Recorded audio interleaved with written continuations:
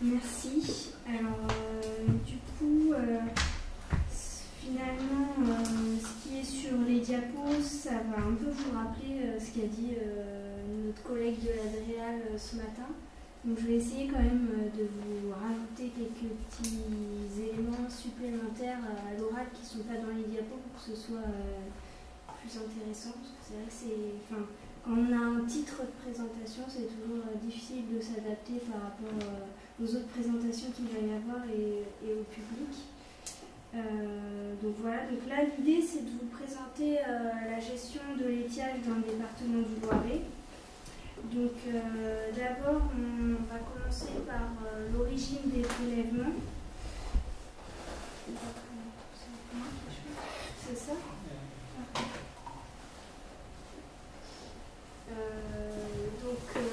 Juste pour vous dresser un peu le portrait des prélèvements qu'il y a dans le département. Donc, en eau souterraine, on a 36% d'eau potable, une grosse partie pour l'irrigation, 57%. Et ensuite, pour les eaux superficielles, donc vous ne voyez pas, mais je vais vous le dire, on a presque 70% pour le refroidissement des centrales. On n'a pas d'usage eau potable dans les eaux superficielles. Et l'irrigation, c'est 2%, c'est pas grand-chose. Et l'industrie, c'est 1%. Et ensuite, tout en bas, on a le canal de Briard, donc c'est des usages de navigation et aussi pas mal d'irrigation, qui représentent 30%. Donc ce qu'on peut dire du département, c'est que c'est quand même, c'est pas un département où on a des gros problèmes d'eau. On a au nord du département la nappe de Beauce, qui est un grand réservoir aquifère où il y a beaucoup de millions de mètres cubes disponibles juste sous les pieds des agriculteurs et ils l'utilisent bien, vu qu'on a 78 millions de mètres cubes qui sont prélevés. Mais bon, l'eau potable aussi est utilisée dans cette nappe. Donc voilà pour les prélèvements dans le département du Loiret. Donc ensuite, comme vous l'a expliqué le collègue de l'Adréal, on a les arrêtés cadres qui expliquent comment on va gérer en période de sécheresse les restrictions. Donc ce qui est peut-être un peu différent par rapport à ce que vous avez vu en région PACA, c'est que chez nous, là, les arrêtés cadres, on les prend tous les ans parce qu'on estime que, en fait, il y a toujours des modifications, que ce soit sur les débits d'alerte pour certains cours d'eau qui sont à revoir parce qu'on a fait une étude débit biologique ou alors des zones d'alerte à réajuster. On a toujours des petites modifications.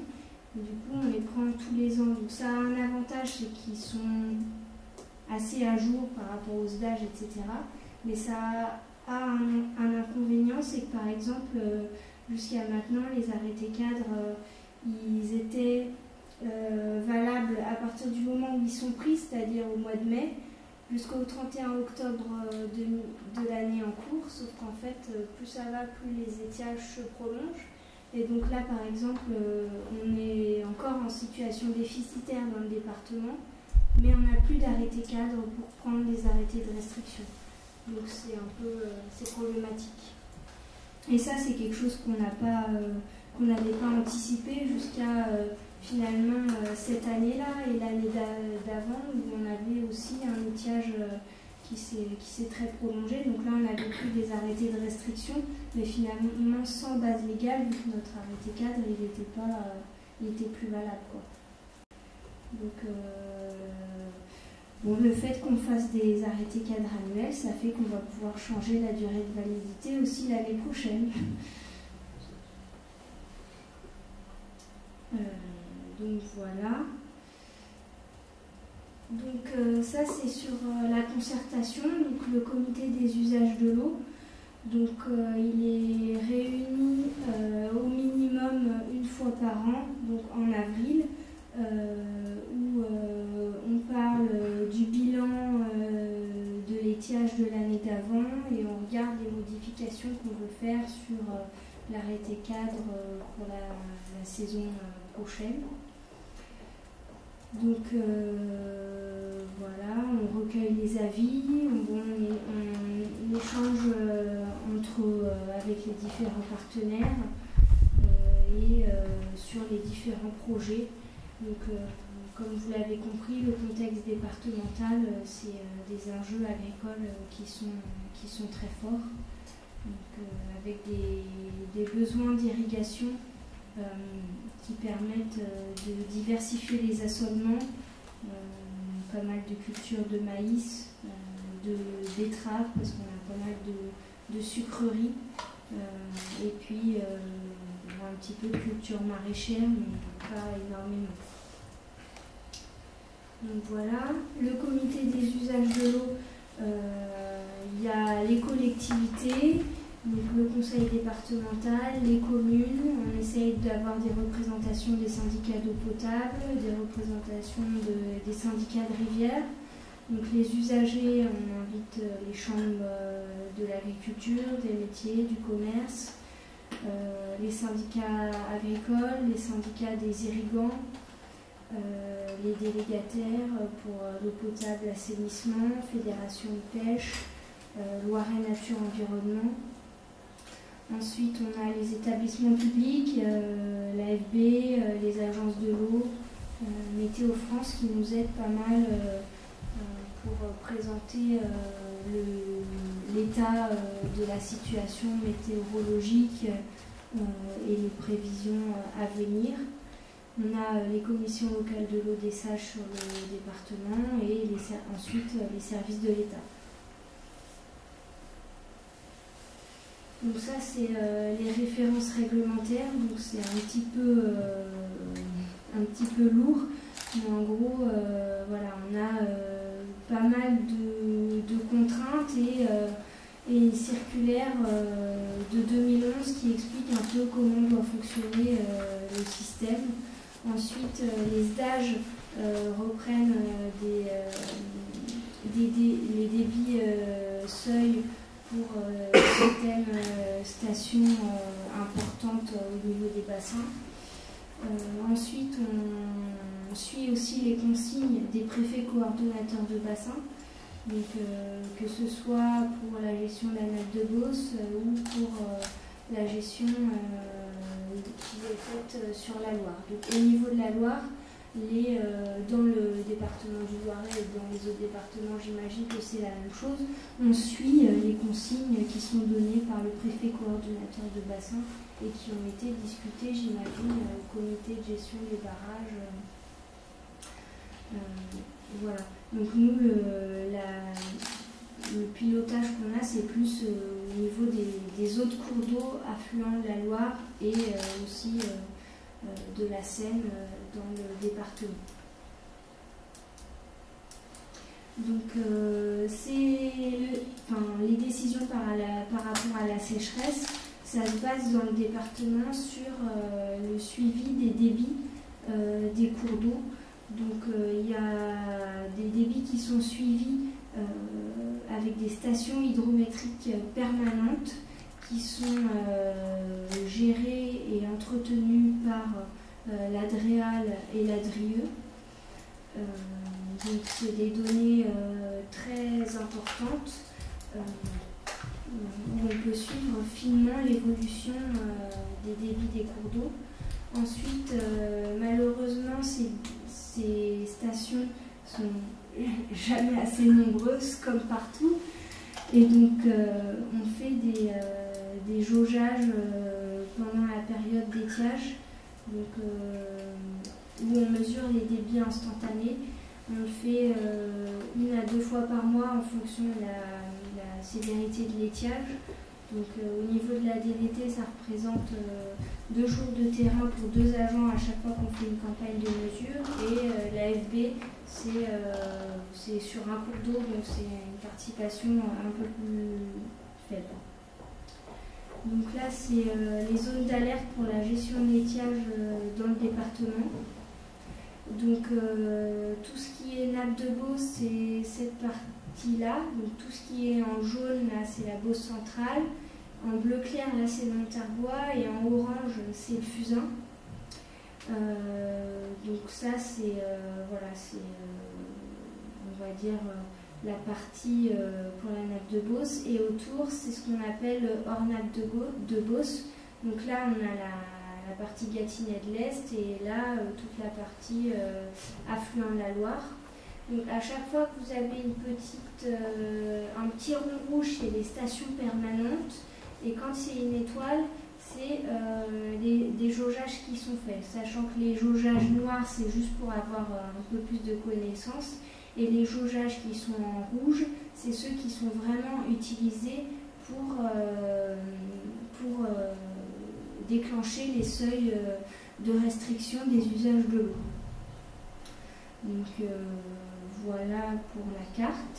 Donc on a en fonction des différents... je pense que ce sera après en fait que je dise. Donc les mesures de limitation, donc ça se base sur la circulaire de 2011, donc ça reprend ce qu'a dit le collègue de l'Adréal, qu'il faut qu'on ait des mesures suffisantes, proportionnées, temporaires et interrompues graduellement lorsque la situation s'améliore durablement. Donc avec, lorsqu'on est en seuil d'alerte, des limitations des usages économiques et une interdiction des usages non économiques. Et puis ensuite, plus la situation est préoccupante, plus les limitations se renforcent pour les usages économiques. Et quand on est en crise, seuls les usages prioritaires doivent demeurer. Donc les ressources concernées, ce n'est pas toujours les mêmes en fonction du bassin sur lequel on se situe. Donc quand on est dans le secteur Beauce, donc toute cette partie-là, ce sont les cours d'eau et la nappe de Beauce en dessous qui est concernée par les restrictions.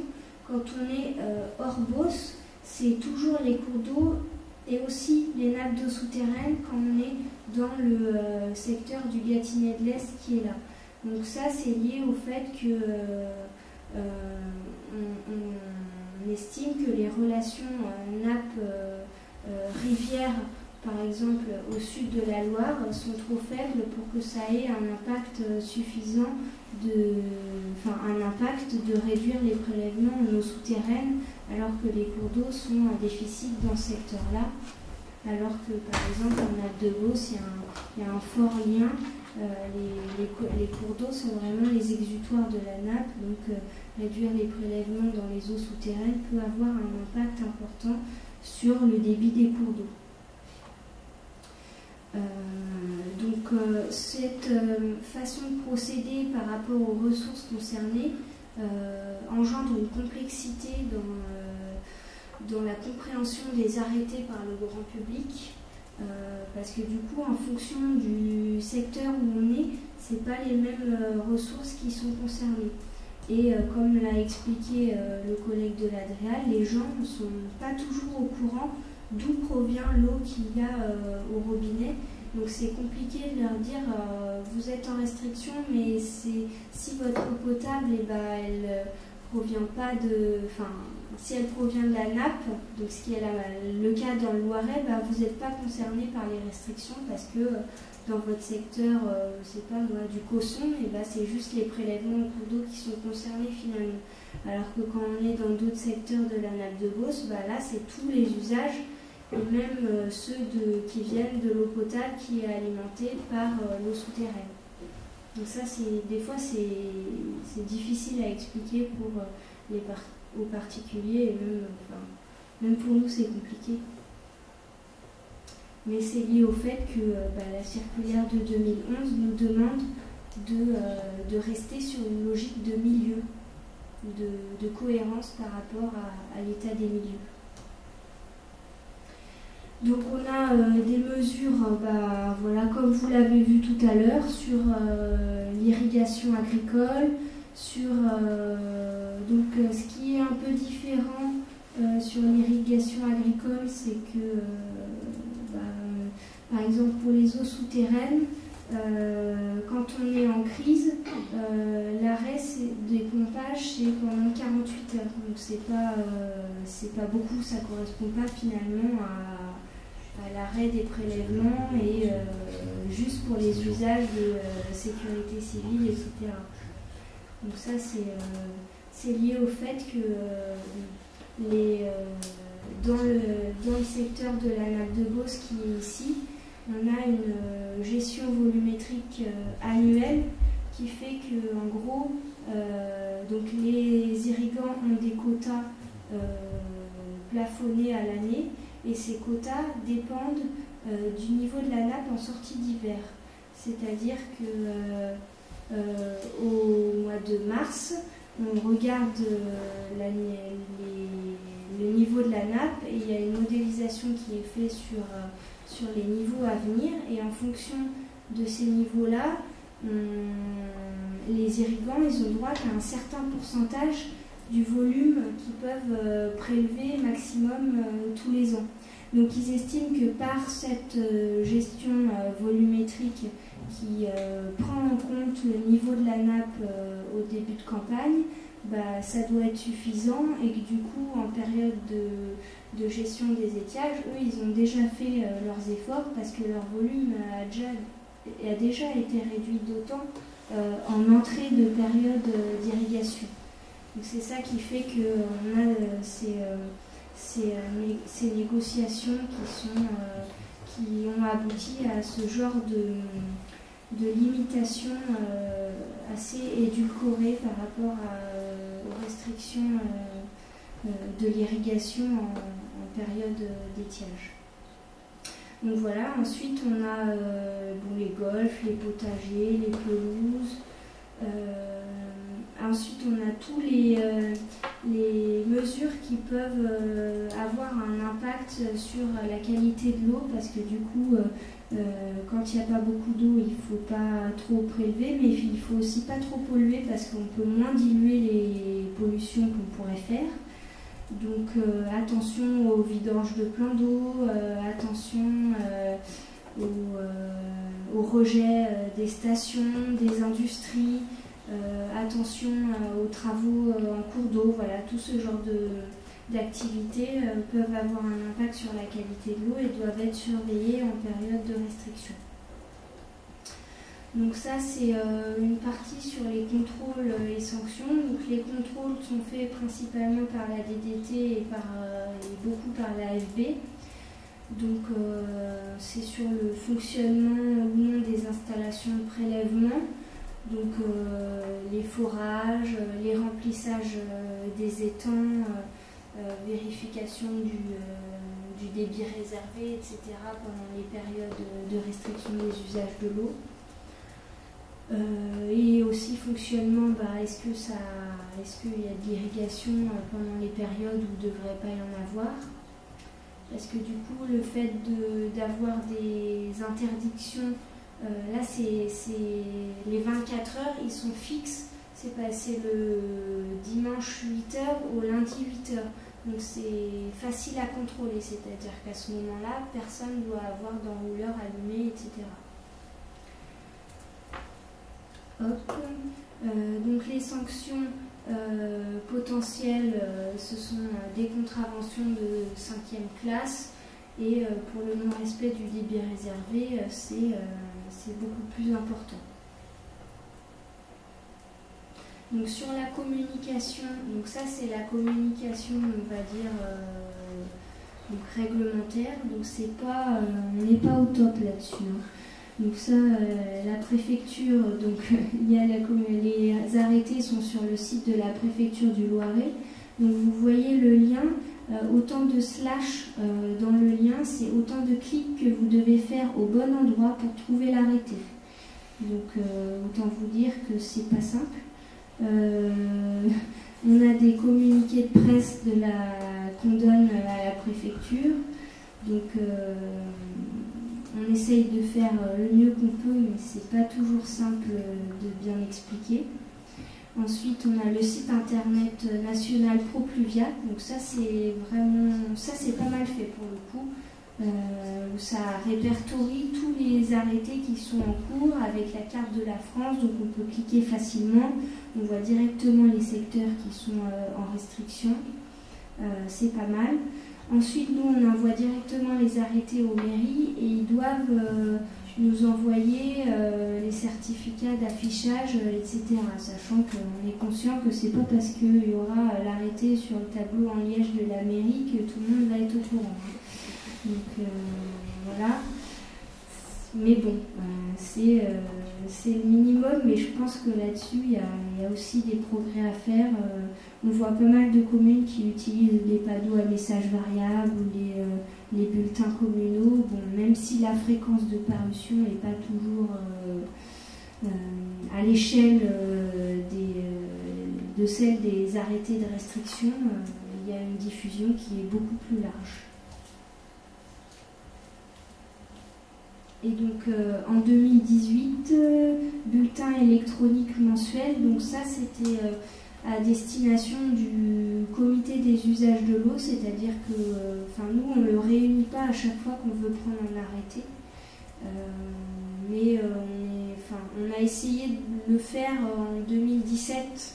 On avait précalé 3-4 dates et finalement c'était trop compliqué, donc on en a réuni un de plus en juin et puis après on ne l'a pas refait avec les congés des uns et des autres. Et du coup cette année on s'est astreint plutôt à leur envoyer le bilan de la situation mois par mois et ensuite voilà, libre à eux de nous envoyer leurs remarques s'ils en ont, sachant que voilà, en envoyant cette situation mois par mois, on mettait aussi ce qu'on allait proposer au préfet comme arrêté, etc. Donc dans le Loiret, je partage un peu le constat qui a été fait que parfois il peut y avoir des délais qui sont longs entre le franchissement des seuils et la prise des arrêtés. Parce que, par exemple, nous, on essaye de ne pas prendre des arrêtés toutes les semaines parce que ça fait quand même beaucoup de travail. Du coup, on les regroupe tous au moment, on met tout dans 1 ou 2 arrêtés, hors Beauce et nappe de Beauce, et on les fait juste après avoir fait les jaugeages qu'on ne fait pas toutes les semaines. On en fait peut-être maximum tous les 2-3 semaines quand il y a vraiment un gros étiage et quand ça va. C'est tous les mois, donc ça fait que des fois sur certains cours d'eau on peut avoir un retard par rapport à la baisse des débits qui a pu être constatée.